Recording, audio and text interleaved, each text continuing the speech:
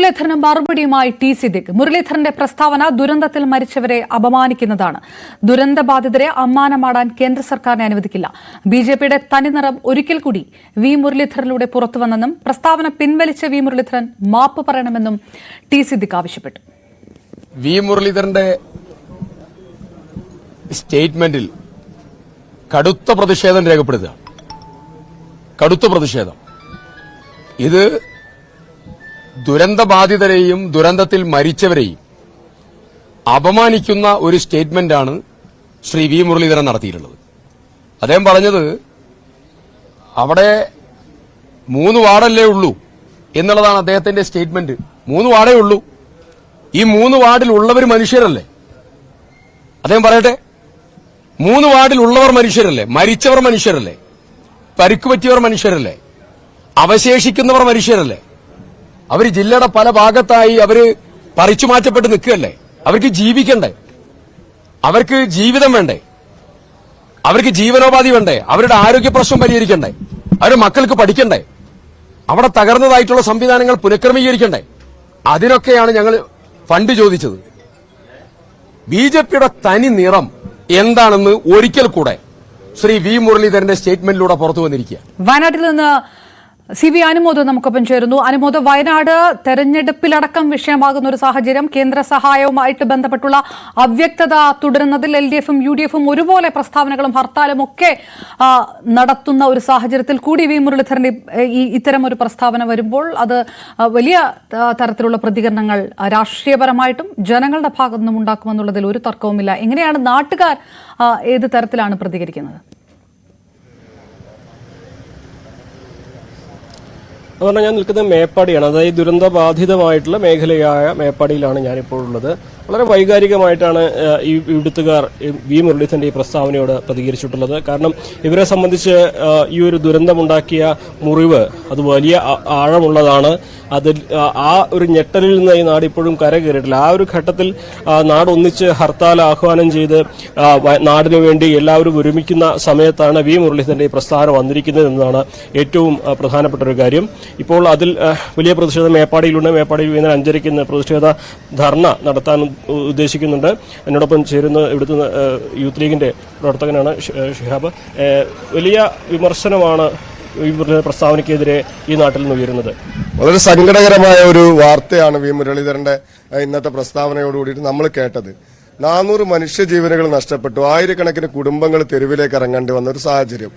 ഈ സാഹചര്യങ്ങളൊക്കെ പ്രധാനമന്ത്രി അടക്കമുള്ള ആളുകൾ നേരിട്ട് കണ്ട് ബോധ്യപ്പെട്ടതാണ്. അന്ന് പ്രധാനമന്ത്രി തിരിച്ചു പോകുമ്പോൾ ഞങ്ങൾക്ക് തന്ന ഉറപ്പ് എന്ന് പറയുന്നത് നിങ്ങൾ ഒറ്റയ്ക്കല്ല, രാജ്യം നിങ്ങളുടെ കൂടെയുണ്ട്, നിങ്ങളുടെ എല്ലാവിധ പുനരധിവാസ പ്രവർത്തനങ്ങളിലും രാജ്യം കൂടെ നിൽക്കുമെന്നാണ് പറഞ്ഞിരുന്നത്. എന്നാൽ 120 ദിവസം പിന്നിടുമ്പോൾ കേന്ദ്ര സർക്കാരിന്റെ ഭാഗത്തു നിന്ന് ഒരു വിധത്തിലുള്ള സഹായവും കിട്ടുന്നില്ല എന്ന് മാത്രമല്ല, ഇന്ന് വി മുരളീധരൻ അടക്കമുള്ള ആളുകൾ പൊതുസമൂഹത്തെ മുഴുവൻ അപഹാസ്യരാകുന്ന രീതിയിലാണ് ഇന്ന് അദ്ദേഹം പുറപ്പെടുവിച്ച പ്രസ്താവന എന്ന് പറയുന്നത്.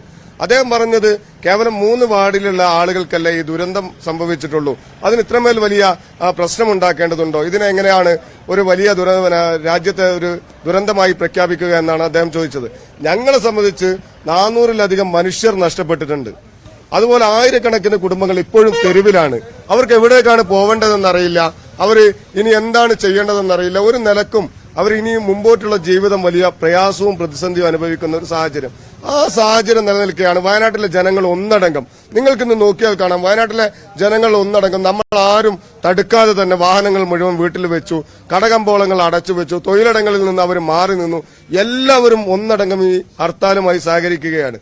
അതിന്റെ കാരണമെന്ന് പറയുന്നത് മുണ്ടക്കയിലെയും ചൂരൽമലയിലെയും സാധാരണക്കാർ വയനാടിന്റെ വിവിധ ഭാഗങ്ങളിൽ അവരിപ്പോഴും ആശയറ്റ് ജീവിക്കുന്ന ഒരു സാഹചര്യമാണുള്ളത്. അവർക്ക് പ്രതീക്ഷയില്ലാതായി ജീവിതത്തോട് കേന്ദ്രം ഭരിക്കുന്ന സർക്കാരും കേരളം ഭരിക്കുന്ന സർക്കാരും ഇവരോട് കാണിക്കുന്ന ഒരു സമീപനമുണ്ട്. ആ സമീപനത്തിൽ വയനാട്ടിലെ ജനത ഒന്നടങ്കം ആശങ്കാകുലരാണ്.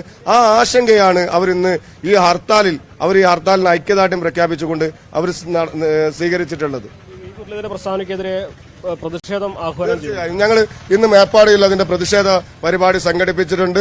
ഈ തുടർ ദിവസങ്ങളിലും ഇത്തരത്തിലുള്ള ആളുകൾക്കെതിരെയുള്ള കടുത്ത പ്രതിഷേധങ്ങളുമായി ഞങ്ങൾക്ക് മുന്നോട്ട് പോകേണ്ടി വരും. കാരണം ഞങ്ങൾ ജീവിക്കാൻ മാർഗമില്ലാതെ ഇനി എന്ത് ചെയ്യണമെന്നറിയാതെ നിൽക്കുന്ന ആളുകളാണ്.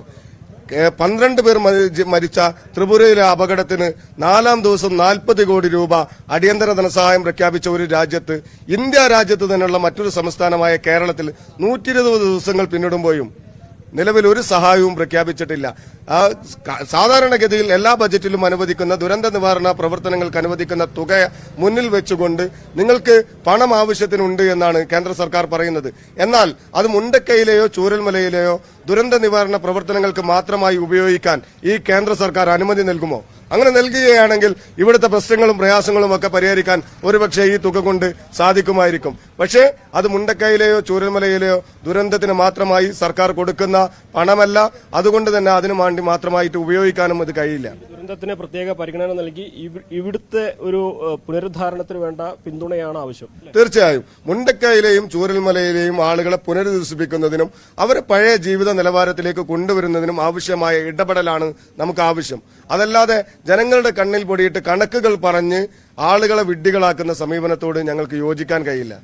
വലിയ പ്രതിഷേധമാണ് ഇവിടെ വി മുരളീധരന്റെ ഈ പ്രസ്താവന ഉണ്ടാക്കിയിരിക്കുന്നത്. അല്പസമയത്തിനകം 5:30 മേപ്പാടിയിൽ പ്രതിഷേധ ധർണയും UDF ആഹ്വാനം ചെയ്തിട്ടുണ്ട്. ഇന്നിപ്പോൾ നമുക്ക് കാണാം, രാവിലെ മുതൽ എല്ലായിടത്തും ഹർത്താലിനോട് അനുകൂലമായിട്ടുള്ള ഒരു സമീപനമാണ് വയനാട്ടിൽ ഉണ്ടായിരിക്കുന്നത്. ദീർഘദൂര ബസ്സുകൾ വളരെ ചുരുക്കം മാത്രമാണ് സർവീസ് നടത്തിയത്. അതും പലയിടത്തായിട്ട് പലതവണ തടയപ്പെട്ടിട്ടുണ്ട്. കടകമ്പോളങ്ങൾ പൂർണ്ണമായി അടഞ്ഞു കിടക്കുന്ന സാഹചര്യം. അങ്ങനെ വയനാട് ഒന്നാകെ ഈ ഒരു ദുരന്തത്തിൽ ഒന്നിച്ചു നിൽക്കുമ്പോൾ, കേന്ദ്ര സഹായത്തിനു വേണ്ടി പോരാട്ടം നടത്തുമ്പോൾ വി മുരളീധരന്റെ ഭാഗത്തുനിന്നുണ്ടായ ഈ പ്രസ്താവന അത് ഇന്നേ ദിവസം ഈ വയനാട്ടിൽ പ്രതിഷേധിക്കുന്നവർക്ക് വലിയ തോതിൽ തന്നെ വിഷമമുണ്ടാക്കിയ ഒരു സാഹചര്യമുണ്ട്. അതിൽ തന്നെ വലിയ പ്രതിഷേധം ഇനിയുള്ള മണിക്കൂറുകളിലും ഇനിയുള്ള ദിവസങ്ങളിലും ഉയരുകയും ചെയ്യും. അപർണ. തീർച്ചയായും